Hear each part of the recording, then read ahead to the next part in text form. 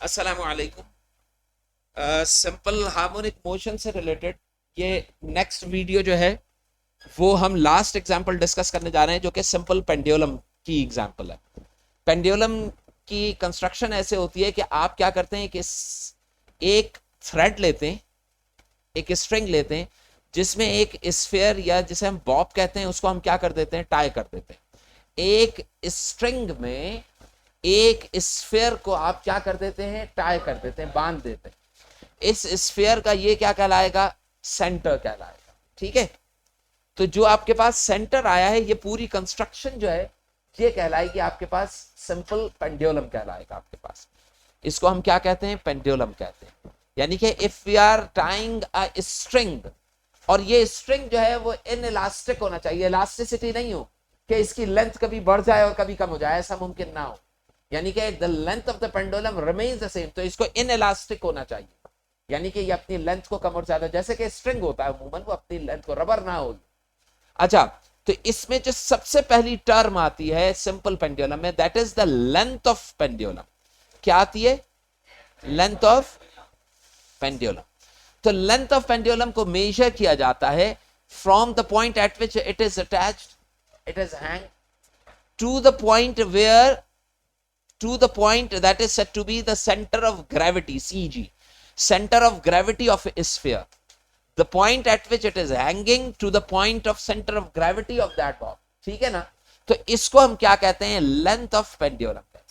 Suppose के यहां से यहां तक का जो आपके पास रेडियस है, रेडियस ऑफ स्फीयर, इसको अगर मैं कह देता हूं 1 सेंटीमीटर, सपोज कितने सेंटीमीटर का रेडियस है, 1 सेंटीमीटर। इधर देखिए भाई, रेडियस कितने सेंटीमीटर का है, 1 सेंटीमीटर। और यहां से यहां तक की लेंथ जो है, इसको मैं कह देता हूं 79 सेंटीमीटर। तो टोटल एडअप करेंगे तो 79 प्लस 1 जो आएगा वो क्या आएगा, तो this 80 centimetre is said to be the length of a pendulum. तो length of the pendulum is always be measured from centre of gravity से मेजर की जाती है। पहली चीज आ गई समझ में। अब दूसरी बात एक समझिए कि एक इसको हम रिप्रेजेंट करते हैं लेंथ एल से।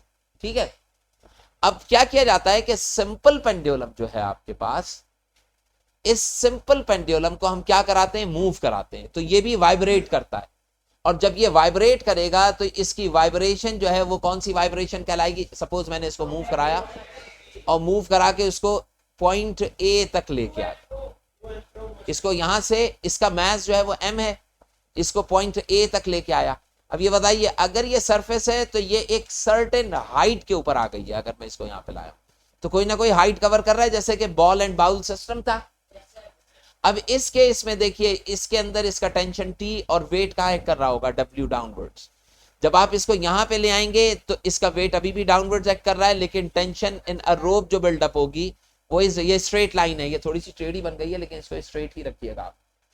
अब जब आप करेंगे तो इसके ऊपर सेंटर में फोर्स अप्लाई होगी, जो इस बॉल को या बॉब को कहां लाएगी, टुवर्ड्स ओ, यानी कि मीन पोजीशन की तरफ लाएगी। अब जब मैं इसे छोड़ूंगा, जब मैं इसे रिलीज करूंगा, तो इट स्टार्ट्स मूविंग इन सच अ वे कि ये यहां से मूव करता हुआ यहां तक पहुंचेगा, और फिर यहां से मूव करता हुआ अपनी मोशन को क्या करता रहेगा, रिपीट करता रहेगा। तो पहला पॉइंट प्रूफ हो गया कि इट परफॉर्म्स वाइब्रेटरी मोशन। ठीक है, दूसरा पॉइंट क्या है कि जब ये मूव करेगा तो इसका जो एक्सेलरेशन होगा वो varies directly with the displacement. इसको प्रूव करने की जरूरत नहीं, लेकिन आपको ये पता है कि एक्सेलरेशन जो इसमें प्रोड्यूस हो रहा होगा वो डायरेक्टली प्रोपोर्शनल। देखिए, जब मैं डिस्प्लेसमेंट मैक्सिमम करूंगा तो फोर्स क्या होती जाएगी, बढ़ती जाएगी। एट मैक्सिमम डिस्प्लेसमेंट और maximum height the force would be maximum. When it starts moving here तो इसकी वेलोसिटी इंक्रीज होने लगेगी। मीन पोजीशन पे वेलोसिटी क्या होगी, मैक्सिमम होगी, तो इसकी काइनेटिक एनर्जी भी मीन पोजीशन पे क्या आ रही होगी आपके पास, मैक्सिमम। लेकिन यहाँ पे पोटेंशियल जो होगी वो क्या हो जाएगी आपके पास, जीरो हो जाएगी। ठीक है, और यहाँ पे जब आप पॉइंट बी एक्सट्रीम पे पहुंचेंगे तो इसकी काइनेटिक यहाँ पर क्या होगी, जीरो होगी, क्योंकि इसकी वेलोसिटी यहाँ पे क्या है, zero. But due to maximum height, maximum क्या हो जाएगी, पोटेंशियल हो जाएगी, यानी कि पी की वैल्यू क्या होगी, मैक्सिमम आ जाएगी आपके पास। सही है, तो इस तरीके से ये क्या परफॉर्म करेगा, SHM, सिंपल हार्मोनिक मोशन। अब आखिरी चीज देखिएगा, थोड़ा सा मुझे 5 मिनट दीजिएगा, इसके बाद फिर करके हम इस क्लास को ओवर करते हैं। लास्ट जो है वो है इसका टाइम पीरियड। बताइए जब मैं पेंडुलम को मूव करा के छोड़ देता हूं तो पेंडुलम एक राउंड ट्रिप कैसे कंप्लीट करता है कि ये ए से कहां जाए, बी पर, यहां पे बी पे चला गया और बी से लौट के दोबारा से कहां पर आ जाए, ए पे आ जाए, ए से ओ पे आए, यानी कि कैसे मूव करे, पहले ए से ओ पे आए, ओ से बी पे आए, फिर बी से ओ पे आए और फिर ओ से ए पे, तो ये एक साइकिल कंप्लीट होगा। समझ रहे हैं? अब मैं बात करता हूं इसके टाइम पीरियड की, तो the time needed to complete a one cycle, यानी कि ए से बी और बी से ए तक आने में जो टाइम लगेगा that is called its time period. तो ये याद रखें कि इसका टाइम पीरियड का जो फॉर्मूला आपके पास आता है that is 2 pi under root L upon G. इसका ये फॉर्मूला रट्टा मारना है, इसका सॉल्यूशन आप लोग फर्स्ट ईयर में करेंगे प्रूफ। अभी आपने इसको रट लेना है कि time period is equal to 2 pi under root L upon G. अब खुद सोचो, एक पेंडुलम अगर तेजी से चल रहा है तो इसका टाइम पीरियड क्या होगा, कम होगा, क्योंकि कम टाइम के अंदर जल्दी से डिस्टेंस कवर कर रहा है, उसकी स्पीड या वेलोसिटी क्या है, ज्यादा। अगर एक पेंडुलम बहुत स्लो चल रहा है तो इसका टाइम पीरियड क्या होगा, कम, ज्यादा होगा, और वेलोसिटी क्या हो जाएगी, स्लो डाउन, कम हो जाएगी। अब यहां पे लास्ट जो हम यहां पे चीज डिस्कस कर रहे हैं वो डिस्कस क्या कर रहे हैं बेटा, जरा देखिएगा इसको, मैं बताता हूं, मैं वही चीज बता रहा हूं। इस फॉर्मूले में 2 कांस्टेंट है, पाई भी क्या है, कांस्टेंट है, 22/7 यानी कि 3.14। जी जो है एक्सेलरेशन ड्यू टू ग्रेविटी है, यानी कि इसकी वैल्यू होती है 10 मीटर पर सेकेंड। तो इसका मतलब क्या है कि ये भी क्या हुई, कांस्टेंट हुई। तो the variable on which the time period depends that is only L, length of. तो time period of the pendulum depends upon its length, यानी कि more length more time period. तो इसका मतलब क्या है कि length and time period both varies directly with each other. अब खुद समझो, टाइम पीरियड ज्यादा है तो तेज मूव करेगा, हल्के, टाइम पीरियड ज्यादा है तो हल्के मूव करेगा, स्लो मूव करेगा। टाइम पीरियड ज्यादा, अगर टी की वैल्यू ज्यादा हुई तो वो मूव कैसे कर रहा होगा, स्लो, और टाइम पीरियड की वैल्यू कम हुई तो ये कैसे मूव कर रहा होगा, फास्ट। अब खुद सोचे एक पेंडुलम है जिसकी लेंथ बहुत बड़ी है, बहुत ज्यादा, मसलन आप इस बिल्डिंग के ऊपर चढ़ गए और एक धागा अपने हाथ में ले लिया और पेंडुलम को नीचे, बिल्कुल नीचे लटका दिया आपने, इसकी हाइट बेइंतहा ज्यादा है।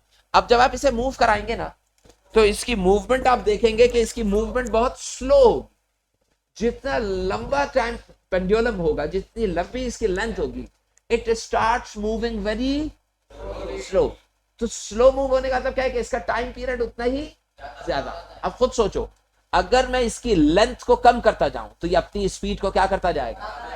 अब आप ये बताइए, अगर एक पेंडुलम बहुत ही छोटा सा लिया आप और आप इसको मूव कराएं तो वो बहुत क्विकली मूव कर रहा होगा, बात समझ रहे हैं, तो टाइम पीरियड क्या हो जाएगा, कम।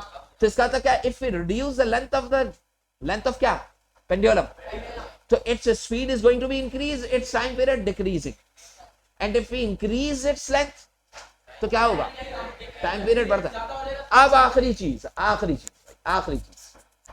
टाइम पीरियड जो है वो वैल्यू ऑफ जी के ऊपर भी डिपेंड करेगा। अगर आप इसे उठा के मून पे ले जाइए, कहां पे ले गए, चांद पे, और चांद पे ले जाके आप इसे क्या करा रहे, मूव। अब खुद सोचो, सुने नहीं, पेंडुलम के ऊपर जो सुने बेटा, पेंडुलम पे जो लेंथ है, पेंडुलम पे जो वेट है मून पे, वो पेंडुलम का वेट रिड्यूस हो जाएगा। बताइए, अगर मैं यहां पे पेंडुलम मूव करा रहा हूं तो एक सर्टेन स्पीड से चल रहा है, अगर मैं उसको उठा के मून पे लेके जाऊंगा तो उसकी स्पीड क्या हो जानी चाहिए, स्लो। क्यों स्लो, क्योंकि जी की वैल्यू क्या हो जाएगी, कम।